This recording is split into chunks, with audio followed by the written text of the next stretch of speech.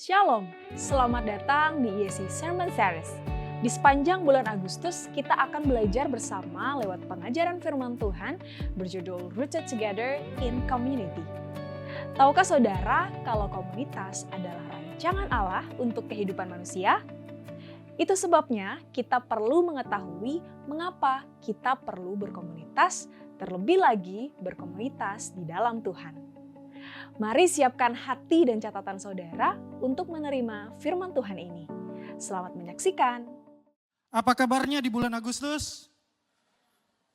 Semua aman terkendali, amin? Gimana kerjaannya, aman?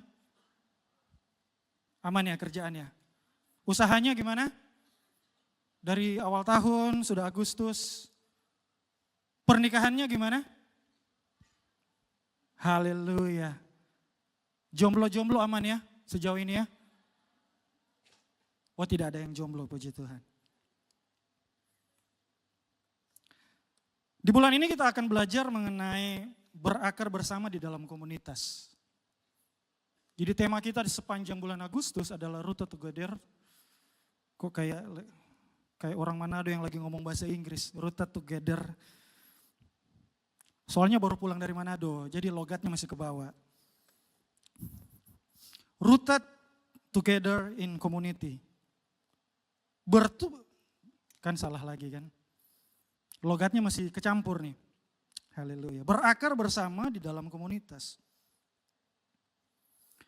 Sebelum kita masuk lebih lanjut, saya akan coba review dulu apa yang sudah kita pelajari beberapa minggu terakhir. Sudah 2 minggu kita belajar Rooted together in community.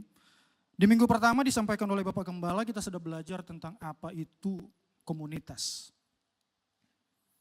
Dan salah satu poin yang sangat menggugah hati saya waktu saya lagi dengar firman Tuhan di belakang, adalah semua kita dipersatukan melalui karya Yesus di kayu salib. Kalau saudara ingat di poin terakhir Bapak Gembala sampaikan bahwa kita orang-orang percaya di tempat ini hidup di dalam firman dengan saling mendahului dalam memberi hormat. Betul ya? Iya kan? Memberi salam dengan hangat. Minggu yang kemarin kita belajar melalui Ibu Gembala tentang komunitas lebih dari sekedar perkumpulan. Komunitas lebih dari sekedar pertemuan. Kita belajar minggu kemarin bagaimana ciri-ciri jemaat mula-mula hidup di dalam persekutuan. Dan poin penting juga yang saya terima minggu kemarin waktu saya dengar khotbah adalah ketika kita menerima Yesus Kristus, kita dipenuhi oleh kasih Allah. Sehingga setiap kita akan dimampukan untuk menghidupi yang namanya saling mengasihi. Di dalam komunitas, di dalam DC adalah orang-orang yang sudah ditebus oleh Yesus Kristus. Artinya orang-orang ini adalah orang-orang yang telah menerima kasih Allah. DC adalah tempat yang tepat untuk mempraktekkan kasih. Ada amin? Setelah ibadah ini selesai, jangan lupa nanti turun ke bawah. Yang belum gabung DC, cari informasinya di DC Corner, gabung DC. Yang mau katakan amin. Kurang ya. Yang mau katakan amin. Baru di samping sini. Yang mau katakan amin. Oh, baru di depan. Yang di belakang, yang mau katakan amin. Yang atas, yang mau gabung DC katakan amin. Kencang bang, mantap. Kasih tepuk tangan buat Tuhan kita Yesus Kristus. Di minggu ini kita akan belajar tentang mengapa komunitas itu penting. Mengapa kita perlu komunitas. Sebelum lebih lanjut saudara, saya mau jelaskan ini sedikit. Why do we need a community? Mengapa? Kata mengapa itu penting saudara. Karena di dalam kata mengapa ini mengandung yang namanya motivasi. Dan ketika memiliki motivasi di dalamnya, dampaknya akan berjalan panjang, saudara. Contoh, mengapa saya mengasihi istri saya? Mengapa saya harus hidup sehat? Atau mengapa saya harus berolahraga? Mengapa saya perlu jaga pola hidup saya? Kalau Bapak Ibu perhatikan di belakang, di tim production, di situ ada seseorang yang bertugas untuk bertanggung jawab tentang suara yang ada di gedung ini. Namanya sound engineer. Kalau orang Indonesia sebutnya abang-abang soundman. Sound engineer ini mengerti apa yang harus dia lakukan untuk dia mengontrol konsol atau mixer yang ada di belakang. Artinya ini bukan mixer yang kue itu, bukan yang pas Natal kita pakai, bukan. Tetapi di belakang itu ada namanya mixer untuk mengatur, mengkombinasi semua instrumen yang ada di atas ini, vokalis, supaya saudara bisa dengar dengan jelas. Dan dia mengerti apa yang dia lakukan. Artinya waktu dia keluarkan suaranya semua di sini, kalau suara gitar doang yang paling kencang, sakit telinga kita, Pak. Iya kan? Dia harus atur supaya balance, supaya seimbang, artinya semua kita bisa dengar setiap instrumen. Dan bayangkan kalau suara vokalnya tidak kedengaran. Oh, ternyata jemaat udah disuruh duduk. Suara tak kedengaran. Karena dia yang bertanggung jawab, dia udah tahu. Dan dia melakukannya karena dia mengerti. Jadi mengapa itu akan menolong kita melakukan sesuatu dengan penuh pengertian akan kebenaran. Dan yang tadi saya bilang, waktu kita ngerti ini, dampaknya akan panjang. Mengapa saya harus mengasihi istri saya? Oh, karena firman Tuhan berkata, seorang suami haruslah mengasihi seorang istri. Iya kan? Seorang istri haruslah tunduk kepada suaminya. Itu yang firman Tuhan katakan.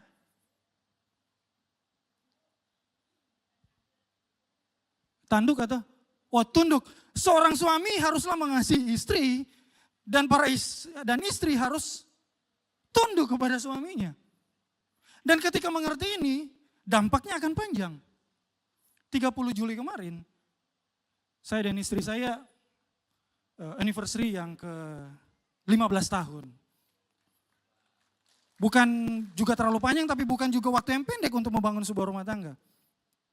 Jangan tanya umur ya. Saya sudah menikah sama istri saya 15 tahun.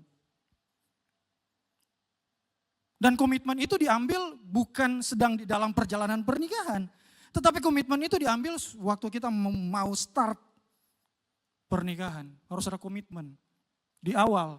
Artinya waktu kita mengerti perjalanan cinta yang, kok agak susah ngomongnya karena ada istri. Perjalanan cinta yang tidak selalu romantis, iya kan? Tapi harus berjalannya bersama-sama dalam jangka panjang ketika kita mengerti arti mengapa.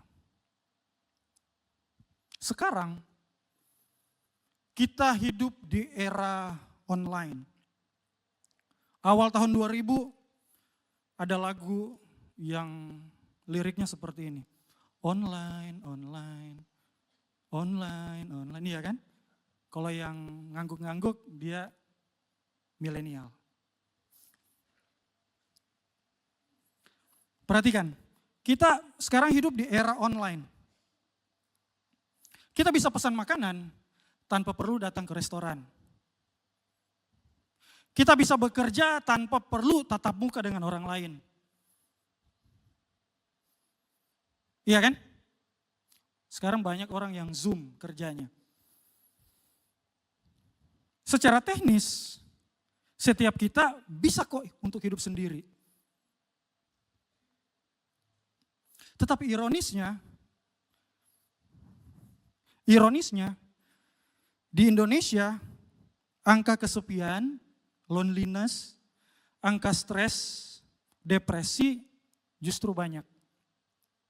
Saya cek di Google, cari Kemenkes. Ada 28 juta penduduk orang Indonesia yang hari-hari ini berusaha berjuang melawan gangguan mental. Salah satu pemicunya adalah krisis kesepian. Bahasa kerennya loneliness. Orang ini memilih untuk mengisolasi diri, menarik diri dari keterikatan interaksi sosial.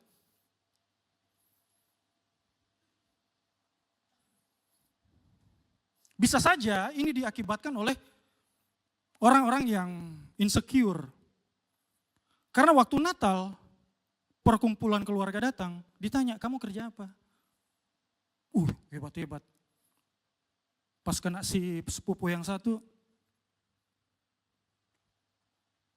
pekerjaannya tidak bisa dibanggakan. Akibat mengalami perlakuan yang dibanding-bandingkan, jadi insecure, dan orang ini narik diri dari interaksi sosial, saudara. Pokoknya kalau udah tanggal 25 Desember, dia selalu punya rencana sendiri. Dia main ke Kapuas Hulu lah sana, mancing lah di Danau Sentarum sendirian. Atau dia pergi ke Manado, ke Minahasa Utara, air Madidi, kok cerita kampung lagi. Dia menarik diri dari perkumpulan, dari interaksi sosial. Karena insecure. Manusia dirancang untuk hidup bersosial. Setiap kita dirancang bukan untuk hidup di dalam keterasingan, bukan untuk hidup di dalam isolasi. Artinya bukan sebuah kelemahan ketika kita perlu orang lain. Tema bulan ini berakar bersama di dalam komunitas. Dan di minggu ini kita akan belajar created for community. Diciptakan untuk berkomunitas. Saya akan awali khotbah saya dengan teks Alkitab. Dari Kejadian 2 ayat 18. Kita akan baca ayat ini bersama-sama. Kejadian 2 ayat 18 sudah ada di layar saudara. 1, 2, 3. Tuhan Allah berfirman, tidak baik kalau manusia itu seorang diri saja. Aku akan menjadikan penolong baginya yang sepadan dengan dia. Ya, ayat ini pertama-tama memang ditujukan untuk pernikahan saudara. Tetapi dari ayat ini kita bisa melihat ada prinsip bagaimana manusia bisa berinteraksi, bisa berelasi dengan sesamanya. Atau memiliki komitmen untuk hidup berkomunitas.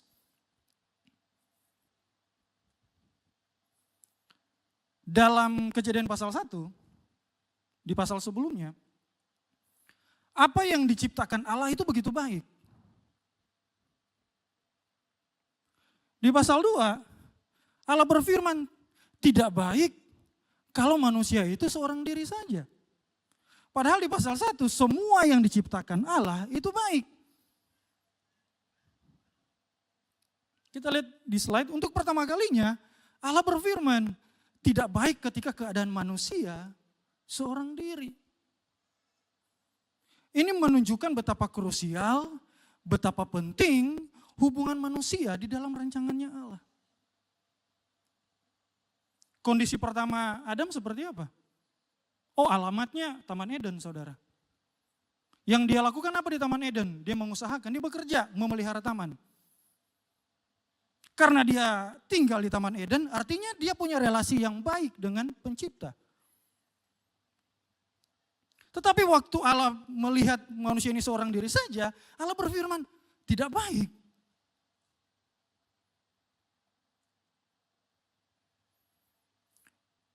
Rancangan awal kita adalah untuk hidup berkomunitas. Katakan amin. Saya kasih contoh. Handphone yang saudara pegang. Dirancang, diciptakan untuk berkomunikasi, betul? Bisa foto, bisa main game, apalagi. Common haters, bukan ya. Nge-DM gitu. Handphone kita diciptakan untuk bersosial, berkomunikasi dengan orang lain. Kita bisa lihat sosmednya ada apa? Facebook. Ada Facebook. Oh, ketahuan umurnya. Di HP-nya cuma ada Facebook. Ada Instagram dan lain-lain. Handphone diciptakan, dirancang untuk bersosial. Itu adalah fungsinya. Itu adalah apa yang diharapkan oleh orang yang merancangnya. Handphone saudara tidak bisa dipakai untuk seorang kerja tukang paku di rumahnya. Akan hancur HP saudara. Handphone saudara tidak dirancang untuk pekerjaan tukang.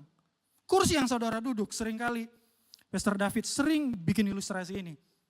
Kursi yang saudara duduk bukan untuk supaya saudara bisa salto 3-4 kali lipat ke atas, bukan.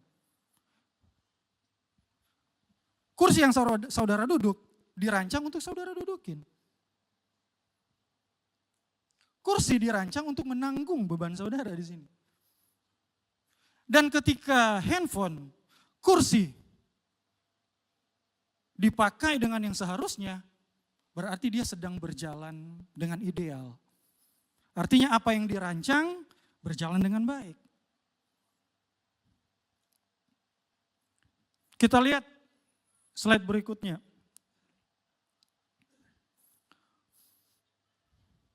Kita baca ayat firman Tuhan dari Pengkhotbah. Mulai dari ayat yang ke-9 sama-sama kita baca 1, 2, 3. Berdua lebih baik daripada seorang diri. Karena mereka menerima upah yang baik dalam jerih payah mereka sebentar. Kalau 2 orang bekerja hasilnya akan jauh lebih besar dampaknya. Betul ya? Ayat yang ke-10. Karena kalau mereka jatuh, yang seorang mengangkat temannya. Tetapi why ini bukan mengapa. Tapi why ini artinya malangnya orang itu, celakanya orang itu. Sekali lagi tetapi why orang yang jatuh yang tidak mempunyai orang lain untuk mengangkatnya. Saya coba mikir gitu, kenapa ya seorang pengkhotbah menulis ayat 10 ini.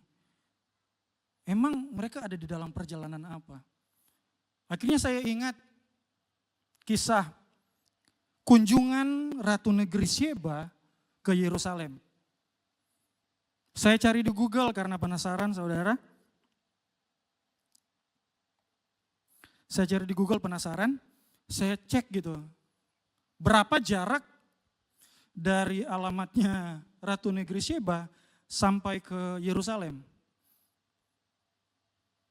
Hasil Google menulis 4.200 km jaraknya. Kalau kita bayangkan ke sana kan terlalu jauh.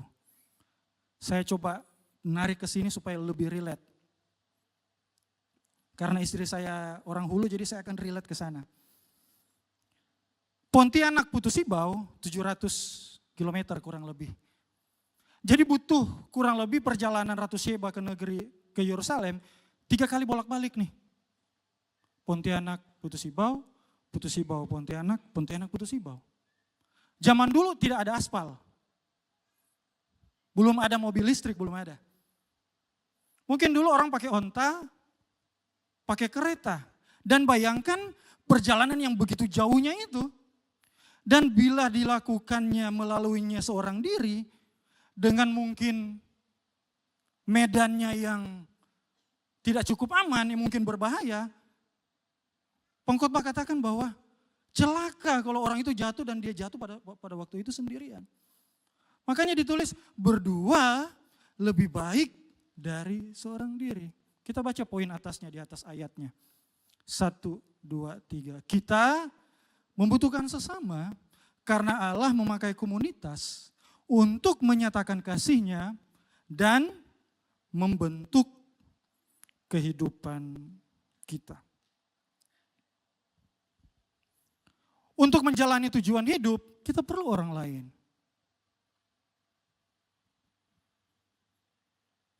Waktu saudara nikah, saudara perlu orang lain. Saudara perlu pelayanan dari pendeta untuk memberkati pernikahan saudara. Saudara tidak bisa berkata, saya tidak butuh orang lain. Tapi waktu saudara menikah, saudara butuh orang lain. Saudara butuh pelayan dari Capil untuk datang saudara. Supaya saudara tercatat. Bahkan saudara lahir, saudara butuh orang lain. Dan ketika saudara meninggal, saudara juga butuh orang lain. Solusinya ada. ISC Memorial, nah itu dia. ISC Memorial Park. Masuk ya, yang belakang masuk ya, aman ya. Untuk bertumbuh, untuk berproses, kita butuh orang lain. Kita butuh suami yang kalau kita ngobrol, misalnya istri-istri ngobrol, udah panjang lebar. Udah 1 menit dia ngobrol, suaminya bilang, apa? Apa tadi? Kita butuh istri-istri. Kita butuh pasangan hidup kita yang kalau ngomong kalimatnya itu banyak dari pagi sampai malam udah habis-habis.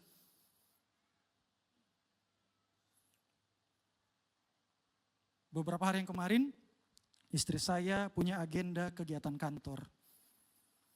Agendanya itu di Jalan Karya sana.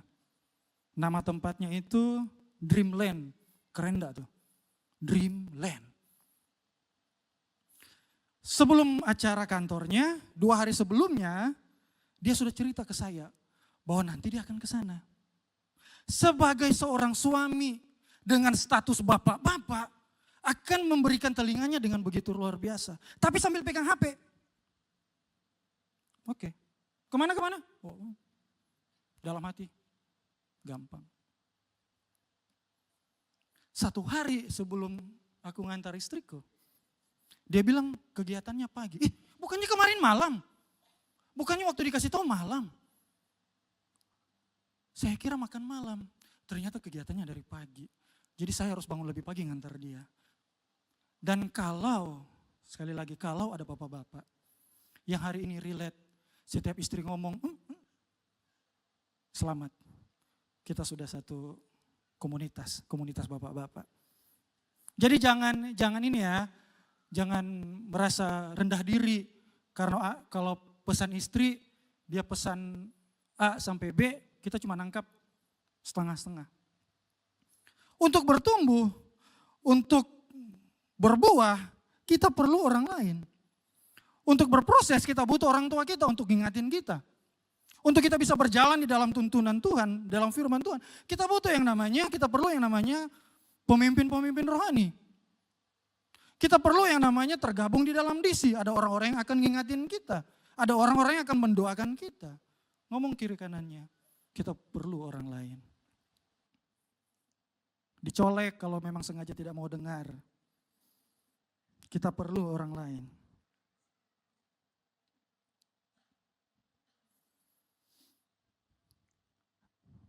Sepatu dirancang untuk dipakai sepasang. Tidak dirancang untuk pakai sebelah kiri doang. Bayangkan yang tadi pagi lari 10 kilo itu, seorang atlet. Aman bang. Saya cukup pakai sepatu sebelah kiri. Nyampe finish kakinya udah bengkak sebelah pak. Tidak seimbang, tidak ideal. Karena sepatu dirancang untuk dipakai sepasang. Sekali lagi kita tidak dipanggil untuk isolasi diri. Kita tidak dipanggil untuk hidup di dalam keterasingan, tidak. Tapi saya dan saudara dirancang untuk hidup mengasihi dengan sesama di dalam komunitas. Yang mengerti kasih tepuk tangan, katakan amin. Slide berikutnya kita lihat. Allah adalah kasih. Dan Allah sangat menghargai relasi. Kenapa? Saya menulis di sini karena ada banyak catatan di dalam perjanjian baru untuk hidup saling mengasihi. Saudara bisa foto, kita tidak akan jelaskan semua karena waktu kita tidak cukup. Ini adalah bukti bahwa Allah begitu menghargai yang namanya relasi. Ini semua ayat-ayat tentang saling mengasihi semua. Jadi memang sejak semula rancangan Allah bagi kita manusia bukan untuk hidup sendirian, tetapi kita dirancang untuk hidup di dalam komunitas. Sebab di dalam komunitas, kasih yang kita terima dari Allah akan dipraktekkan di dalam komunitas. Slide berikutnya. Setelah manusia jatuh ke dalam dosa,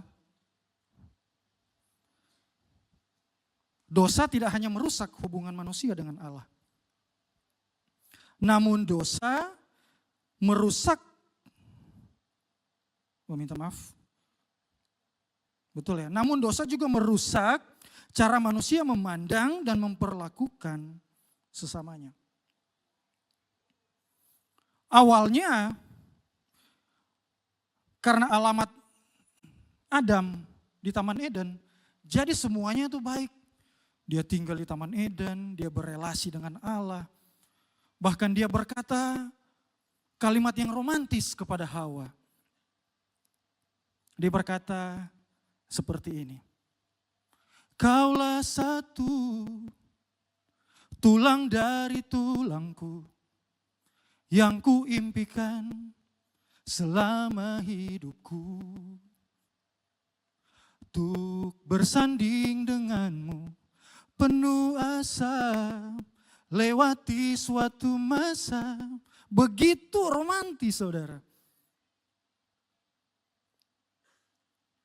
Adam berkata kepada Hawa, kaulah tulang, bukan om, kaulah tulang dari tulangku.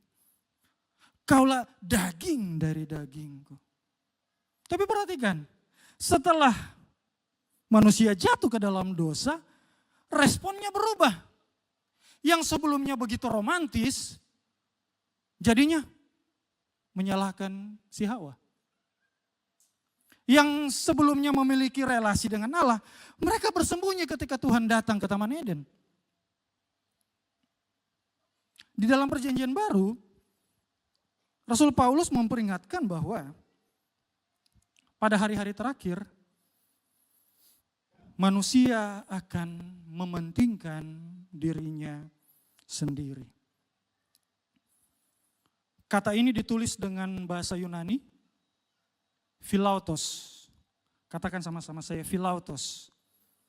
Philautos itu secara harafiah artinya mencintai diri sendiri. Philautos. Yang menggambarkan menjadikan kepentingan pribadi sebagai pusat kehidupan. Jadi philautos ini artinya mencintai diri sendiri atau bisa dikatakan mementingkan diri sendiri.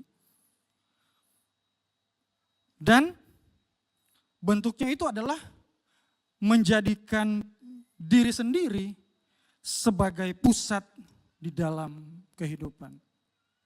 Coba kita lihat slide berikutnya.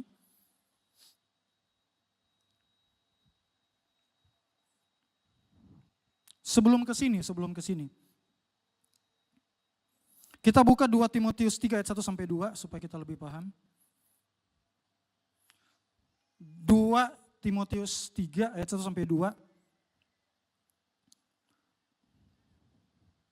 Nanti ayat 2-nya pas kita baca tetap di LED belakang, di LED tengah. Kita baca sama-sama 1, 2, 3. Ketahuilah sama-sama. Sudahkah? Oke, terima kasih. Kita baca sama-sama 1, 2, 3. Ketahuilah bahwa pada hari-hari terakhir akan datang masa yang sukar. 2. Manusia akan mencintai dirinya sendiri dan menjadi hamba uang. Mereka akan membual, menyombongkan diri, mereka akan menjadi pemfitnah, mereka akan berontak terhadap orang tua, tidak tahu berterima kasih, tidak mempedulikan agama.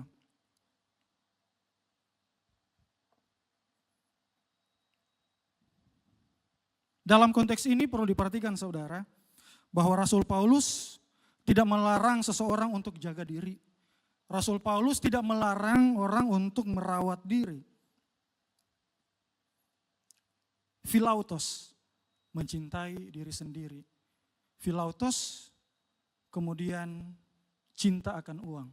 Sebelum masuk ke situ, pertanyaan yang sama akan saya lempar kepada saudara seperti Ibu Gembala bertanya kemarin. Apakah perlu kita mengasihi diri kita sendiri? Next slide. Apakah perlu? Tadi firman Tuhan berkata, akan ada banyak orang yang mencintai diri sendiri dan menjadi hamba uang. Apakah perlu kita mengasihi diri kita sendiri? Slide berikutnya.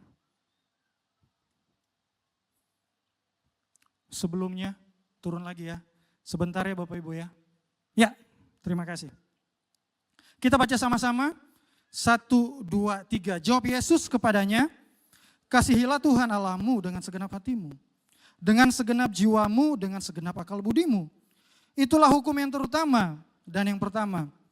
Dan hukum yang kedua yang sama dengan itu ialah kasihilah sesamamu manusia seperti dirimu sendiri. Perhatikan, di ayat yang sudah kita baca, mengasihi diri sendiri, dia berfungsi sebagai ukuran. Katakan sama-sama saya, ukuran.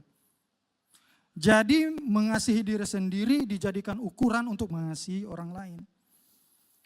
Mengasihi di sini di ayat yang kita baca tadi bukan dijadikan sebagai tujuan, tetapi dijadikan ukuran. Secara natural kita akan mengasihi diri kita sendiri dengan merawat, menjaga diri kita, iya kan, untuk tetap sehat, bugar. Kita akan jaga, itu adalah naturalnya kita. Itu adalah cara kita memperlakukan tubuh kita. Itu adalah cara kita mengasihi diri kita sendiri. Dan itu natural. Firman Tuhan berkata, kasihilah sesamamu seperti dirimu sendiri. Sama seperti yang saya katakan tadi di awal. Saya akan mengasihi istri saya seperti saya mengasihi diri saya sendiri.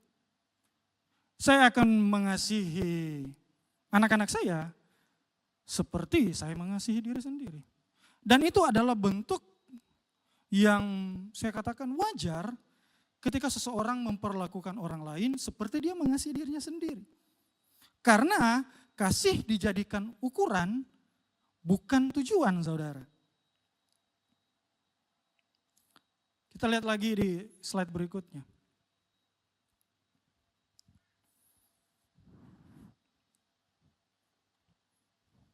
Pada hari-hari terakhir, firman Tuhan berkata bahwa orang-orang akan cenderung untuk philautos, mencintai diri sendiri dan menjadi hamba uang.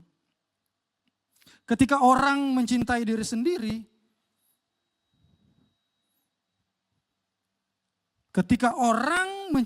sendiri, yang sebelumnya kasih itu menjadi ukuran, berubah sekarang menjadi pusat. Ketika seseorang menjadi philautos, mencintai diri sendiri, kasih kepada Allah, kasih kepada sesama akan bergeser, saudara. Saya tulis di sini disorder love. Kasih yang bergeser, tidak diciptakan semestinya. Tidak sesuai dengan rancangan awal.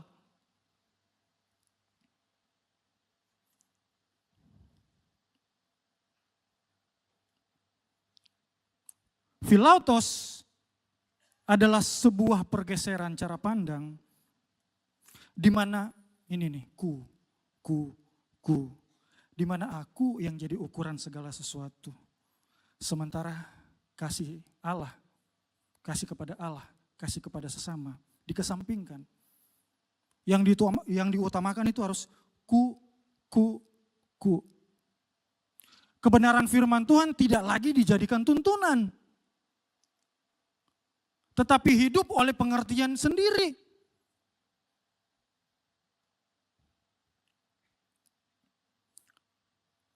Tidak lagi berharap sama Tuhan, tetapi berharap kepada philautos dengan cara mencintai diri sendiri. Dan kita lihat tadi di ayat yang kedua bahwa dari 2 Timotius tadi, bahwa manifestasi dari pergeseran kasih ini akan membuat orang membual. Coba lihat ayat yang kedua. Manifestasi dari philautos, cinta akan uang, orang-orang akan membual. Membual itu artinya dia bercerita lebih tetapi tidak punya apa-apa. Dia akan hidup dengan penuh kesombongan. Oh, saya tidak butuh orang lain kok. Menjadi seseorang yang suka memfitnah, tidak menghormati orang tua, tidak tahu bersyukur, tidak bisa berterima kasih, bahkan tidak menghormati Tuhan. Jadi semua manifestasi ini mengarah kepada philautos. Makanya saya bilang tadi, ingat philautos, mencintai diri sendiri. Ini juga dialami oleh orang Israel, saudara. Kita lihat di Hakim-Hakim 21 ayat 25. Ini adalah ayat yang terakhir dari kitab Hakim-Hakim. Tapi sebelumnya kalau saudara perhatikan kitab Hakim-Hakim, bisa Hakim-Hakim 21? Ya, sebelum kita baca ke sini. Nah, ini terjadi setelah generasinya Yosua.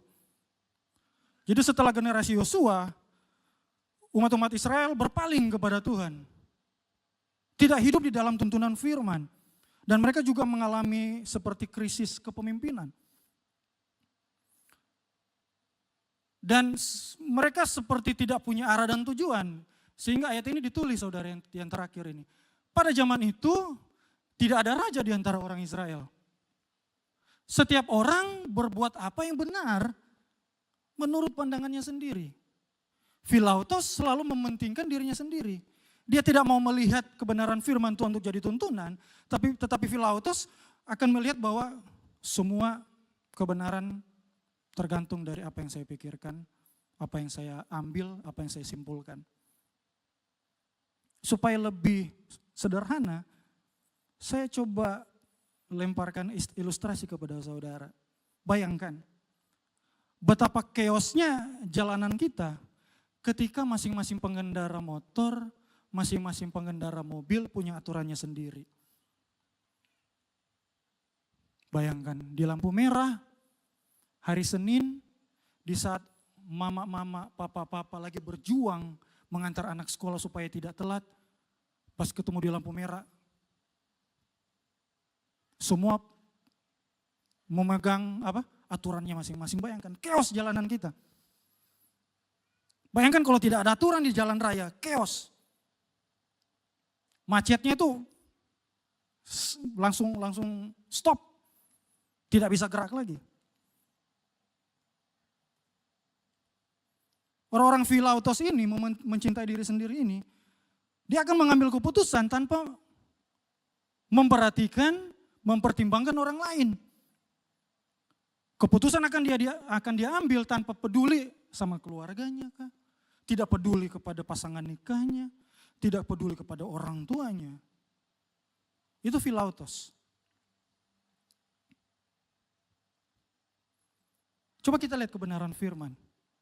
Amsal 3 ayat 5.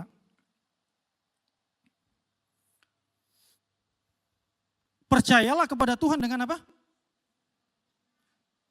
Ada lanjutannya. Dan janganlah bersandar kepada pengertianmu sendiri. Philautos punya pengertiannya sendiri. Bersandar kepada pengertian diri sendiri itu seperti seseorang yang lagi nyandar, cari sandaran tapi sandarannya itu kayu yang sudah keropos. Alih-alih dia nyandar dengan aman ternyata bobrok. Itu yang bersandar kepada pengertian diri sendiri. Tetapi kalau percayalah kepada Tuhan dengan segenap hati itu berbeda. Artinya kita mau menyerahkan seluruh kehidupan kita sama Tuhan. Waktu kita mau melangkah, kita percaya waktu satu langkah maju, langkahku ini tidak akan jatuh. Aku waktu melangkah di dalam Tuhan, jalanannya tidak akan licin. Atau sandaranku tidak akan bobrok karena kokoh. Itu percaya kepada Tuhan dengan segenap hati. Percaya kepada Tuhan dengan segenap hati, artinya kita menyerahkan masa depan kita kepada Tuhan. Percaya Tuhan dengan segenap hati artinya kita mau menyerahkan rasa aman kita kepada Tuhan.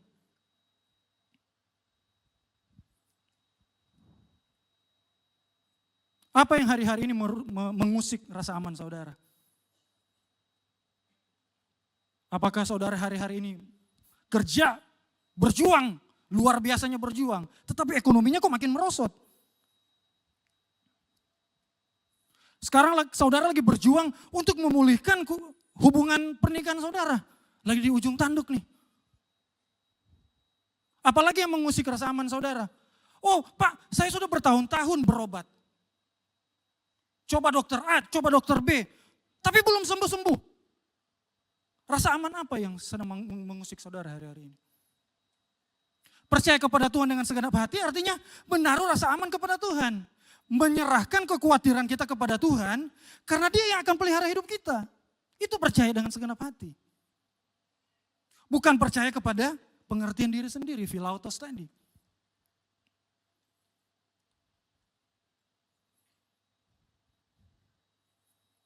Apa rasa aman saudara hari-hari ini? Salah satu bentuk kehidupan yang berpusat pada diri sendiri adalah individualisme. Kita lihat slide-nya. Akibatnya,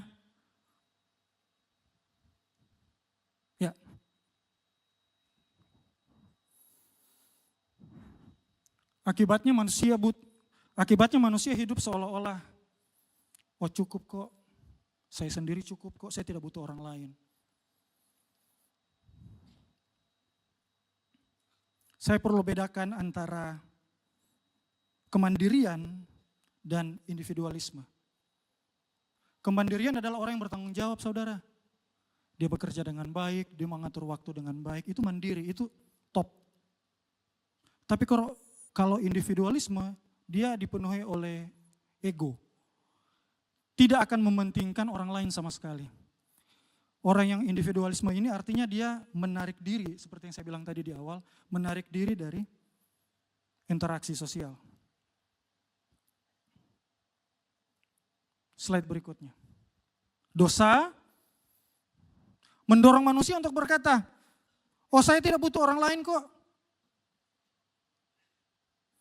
Namun dalam tubuh Kristus tidak ada anggota yang dapat berkata kepada anggota lain, saya tidak memerlukan engkau.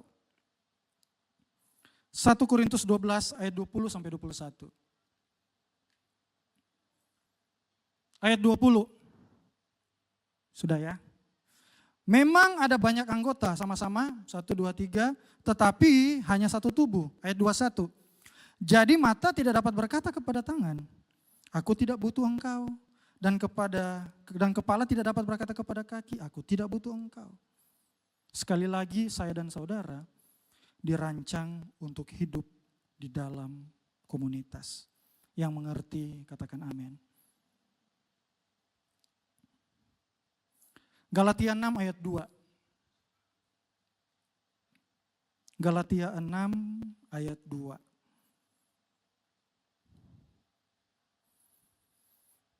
Kita baca lagi sama-sama, 1, 2, 3. Bertolong-tolonganlah menanggung apa? Bebanmu. Demikianlah kamu memenuhi hukum Kristus. Menanggung beban artinya melayani. Katakan kiri kanannya, melayani. Waktu saudara merawat anak saudara dengan baik, saudara sedang melayani. Waktu para suami-suami yang mengasihi istrinya, saudara sedang melayani. Waktu para istri-istri tunduk menghormati suaminya, istri tersebut sedang melayani. Waktu saudara bekerja dengan yang terbaik di tempat pekerjaan saudara, saudara melayani. Waktu saudara berusaha, punya bisnis dilakukan sesuai dengan kehendak Tuhan, artinya saudara sedang melayani. DC adalah tempat yang tepat untuk kita bisa saling menanggung beban. Apalagi teknologi makin berkembang, makin nyaman hidup sendiri karena dia hanya butuh handphone untuk menghibur dirinya. Tapi ada begitu banyak orang yang hari-hari ini capek. Orang-orang yang pengen mundur, orang-orang yang pengen parkir, orang-orang yang lagi stuck. Karena kehidupannya dia berpikir akan bisa melaluinya dengan sendirian. Dia tidak membagi beban hidupnya kepada orang lain. DC adalah persekutuan yang otentik. Apalagi itu Pak? DC adalah persekutuan yang otentik. Karena di dalam DC tidak hanya cerita tentang kemenangan-kemenangan saja. Oh saya diberkati A, saya diberkati B, saya dipromosi A, promosi B. Tetapi di dalam DC kita juga akan sharing mengenai kelemahan-kelemahan kita. Struggle-struggle-nya kita. Kita akan sharing pergumulan-pergumulannya kita. Kita akan berbagi cerita hidup dengan orang-orang yang di dalam DC. Dan di dalam DC, orang-orang tersebut akan saling mendoakan, saling menopang, saling menanggung beban. Seperti kursi yang saudara duduk, dia sekarang lagi berjuang, nahan beban saudara. Nggak ngeluh tuh.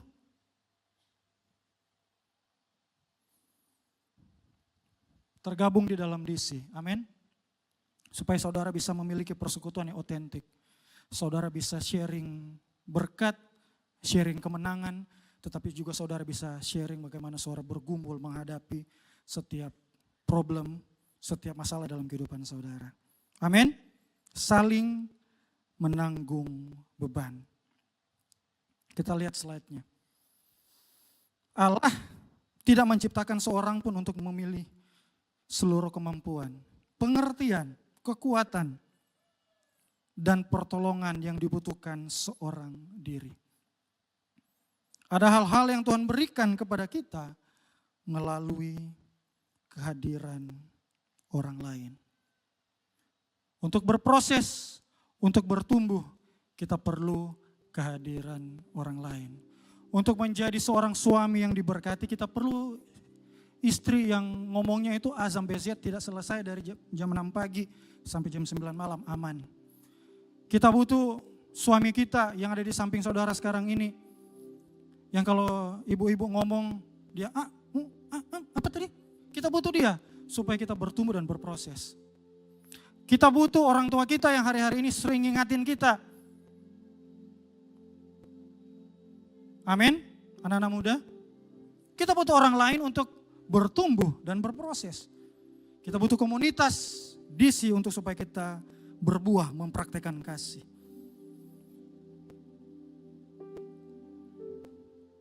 Karena itu, membutuhkan sesama bukanlah tanda kelemahan saudara. Tetapi berkomunitas adalah rancangan awal Allah terhadap kehidupan kita. Komunitas Kristen, DC, adalah tempat, ruang yang tepat yang Tuhan gunakan. Tuhan pilih, Tuhan pakai. Untuk yang sebelumnya kita berpusat kepada diri sendiri, mencintai diri sendiri, philautos.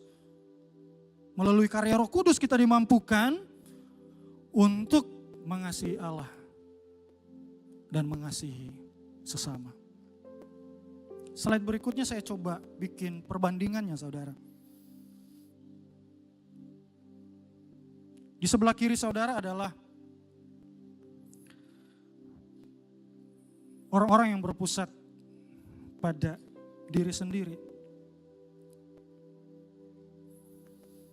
Hidup untuk fokus kepada diri sendiri tidak akan pernah habisnya, percayalah. Tidak akan pernah habisnya. Dan kebenarannya adalah setiap kita terbatas. Kita akan gampang capek, kita juga bisa kecewa. Kita juga bisa marah, apalagi dihianati. Berpusat pada diri sendiri dimulai dari more of me. Berkat,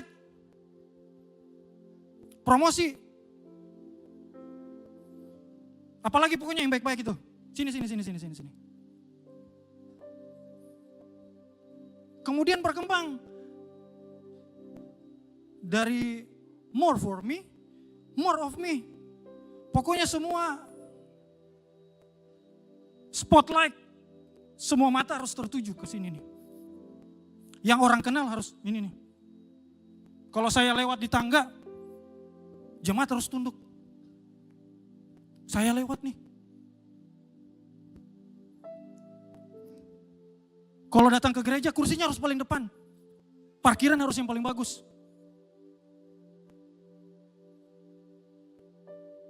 Kemudian, all about me. Individualisme. Orang lain tidak penting. Yang penting itu ini. Yang penting usahaku, pekerjaanku, kita singkirin orang lain. Berpusat pada diri sendiri dimulai dari more for me.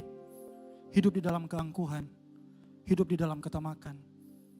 Semua orang harus lihat dia, mata harus tertuju kepada dia, jadi more of me. Dan kemudian jadi individualis. All about me. Tetapi karena karya Roh Kudus, karya Kristus, semua kita dikaruniakan kasih Allah kepada kita. Sehingga kita tidak lagi berpusat pada diri sendiri. Kita berpusat pada Kristus. Yang tadinya more for me, sekarang jadi less for me. Tuhan, aku mau hidup dalam kerendahan hati.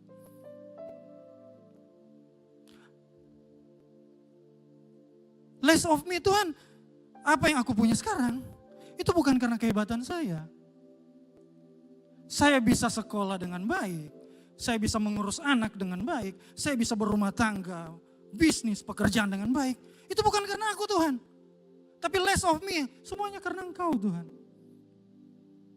Aku bisa ada hari ini, itu semua karena Tuhan. Dan akhirnya puncaknya, all about Jesus. Semua apa yang terjadi dalam kehidupan kita bercerita tentang karya Yesus. Jadi di sepanjang perjalanan kita, kalau kita lihat ke belakang, hanya ada satu nama. Yesus. Dan kalau kita tarik mundur 15 tahun yang lalu. Mundur lagi 20 tahun yang lalu. Mundur lagi 30 tahun yang lalu. Waktu kita lihat hari ini, semua hanya berbicara tentang kebaikan Tuhan. Ada banyak pintu-pintu yang Tuhan bukakan. Sehingga saudara menjadi berkat hari ini. Saudara bisa memberi dampak bagi orang lain. Ada juga begitu banyak pintu yang tertutup. Waktu saudara melalui perjalanan bersama Yesus. Supaya saudara tidak salah pilih arah. Ternyata ada begitu banyak berkat-berkat pertolongan Tuhan yang ada di belakang kita. Waktu kita lihat hari ini. Ada begitu banyak kebaikan Tuhan yang tidak mampu kita ingat. Bahkan tidak mampu kita ceritakan semua. Saking baiknya Tuhan. Itu berpusat pada Kristus. Bukan filautos lagi. Tidak lagi menganggap harus saya hidup dalam ketamakan, keangkuhan, spotlight harus ke saya. Tetapi berpusat kepada Kristus. Hidup di dalam kerendahan hati. Semua dari Tuhan. Hari ini aku ada, semua karena Tuhan. Pekerjaan aku, ya kan? Apalagi bisnis, keluargamu, bahkan orang tuamu yang hari ini masih sehat. Itu semua karena Tuhan. Less of for me, less of me. All about Jesus. Kita kasih tepuk tangan buat Tuhan kita Yesus Kristus.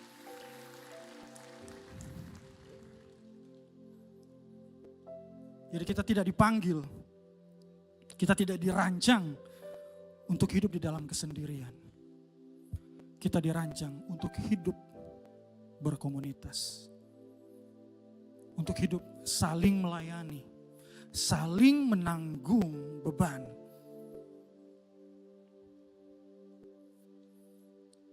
Teman-teman worship bisa tolong naik.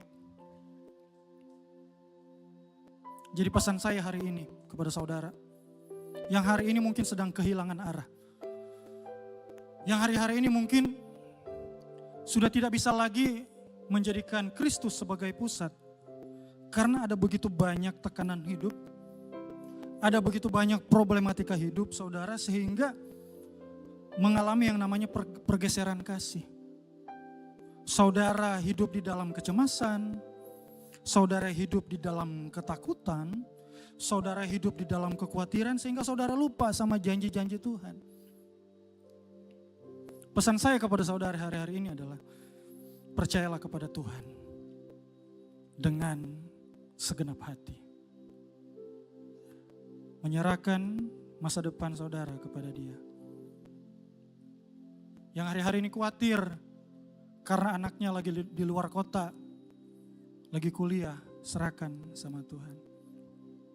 Yang tadi pagi waktu datang kondisi badan kurang fit, lagi sakit, serahkan sama Tuhan. Yang hari ini datang, tetapi kondisi ekonominya lagi terpuruk, serahkan sama Tuhan. Yang hari ini datang, tetapi kondisi pernikahannya sedang tidak baik-baik saja, serahkan sama Tuhan. Yang hari ini datang, yang sudah tidak pernah lagi baca Alkitab 2 bulan, 3 bulan bahkan lebih, serahkan sama Tuhan supaya saudara bisa membangun hubungan dengan Tuhan. Yang hari ini datang lagi kecapean, lelah, marah, bahkan kepahitan, serahkan sama Tuhan. Mungkin akan terlintas satu nama. Ada satu orang yang begitu saya benci. Marah. Kata-katanya selalu menjelekkan saya. Kata-katanya selalu menuduh saya. Kita akan berdoa bersama-sama untuk melepaskan pengampunan. Amin. Jangan bersandar pada pengertian diri sendiri. Satu ayat bonus. Saya undang semua untuk bangkit berdiri. Kita baca sama-sama. Yeremia 17 ayat 7 sampai 8. Yeremia 17 ayat 7 sampai 8. Baca ini penuh dengan ketegasan beriman kepada Kristus Yesus. 1, 2, 3 ayat 7. Diberkatilah yang menaruh harapannya pada Tuhan. 8. Ia akan seperti pohon yang ditanam di tepi air, merambatkan akar-akarnya ke tepi batang air, tidak mengalami datangnya panas terik, yang daunnya tetap hijau, tidak khawatir dalam tahun kering, tidak berhenti menghasilkan buah. Waktu kita lihat ke belakang, ternyata ada begitu banyak pertolongan Tuhan. Ada begitu banyak kesaksian untuk kita bagikan di dalam DC bahwa Tuhan Yesus itu baik. Haleluya. Telah kulihat kebaikan-Mu. Sama-sama nyanyikan pujian ini. Yang tak pernah habis di hidupku. Ku berjuang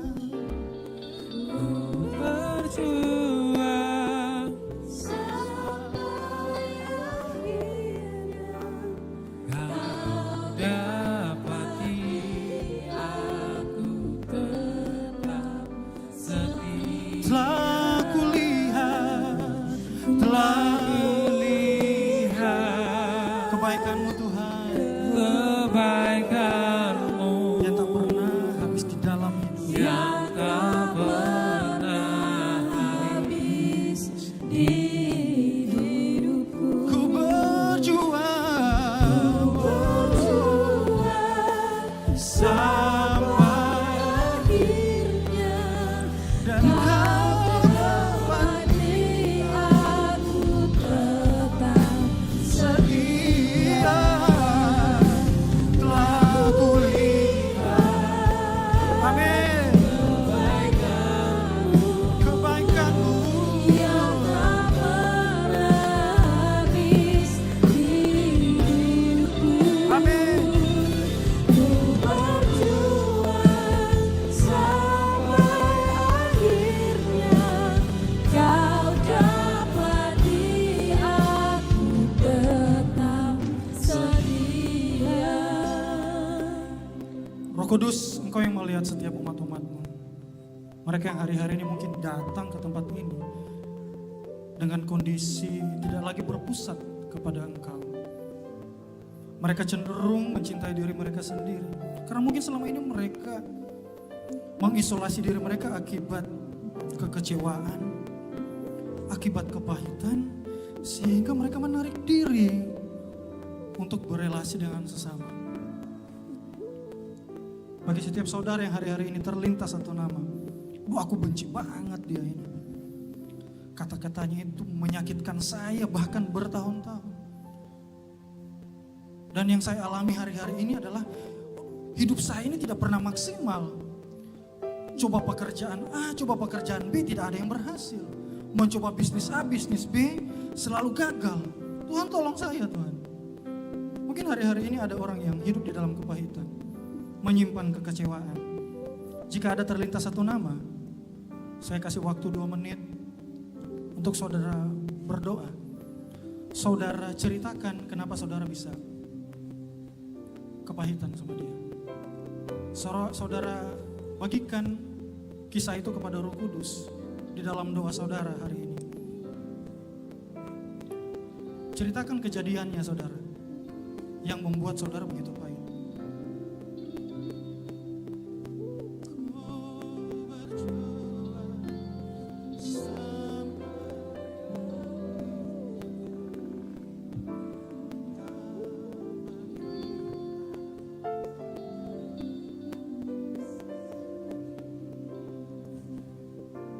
Dan kalau saudara sudah berdoa, melepaskan pengampunan, ini waktunya untuk saudara berkati orang tersebut.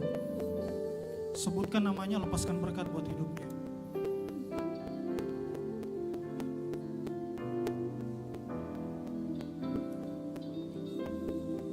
Lepaskan berkat buat orang itu.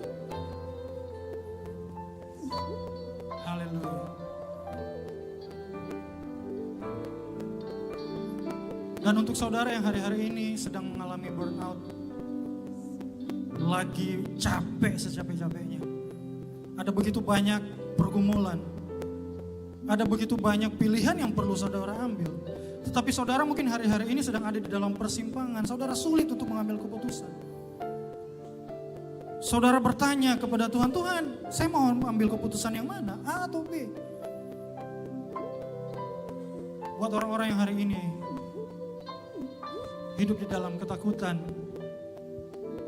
dalam kecemasan, kekhawatiran, bahkan rasa bersalah, serahkanlah khawatirmu kepada Tuhan. Sebab Dia adalah Allah yang memelihara engkau.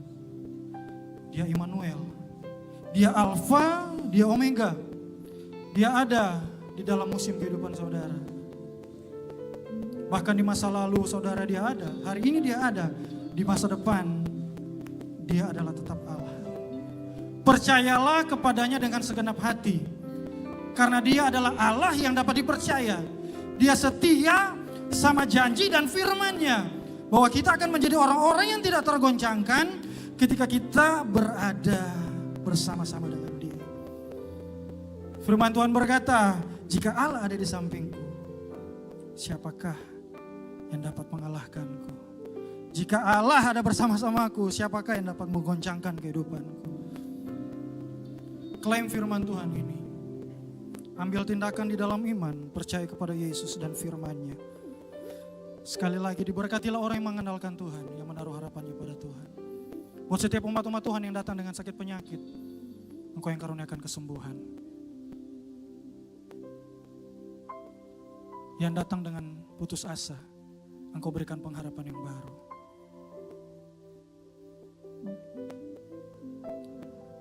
Kami bersyukur buat firman-Mu, buat mujizat yang kami alami saat ini. Biarlah segala pujian, kemuliaan hanya bagi nama Tuhan. Yang telah diberkati oleh firman Tuhan, katakan sama-sama. Amin. Terima kasih sudah mengikuti seri pengajaran Rooted Together in Community. Tuhan menciptakan kita untuk saling terhubung, dan kami percaya bahwa pertumbuhan rohani yang sehat tidak mungkin terjadi dalam kesendirian. Kita semua butuh komunitas.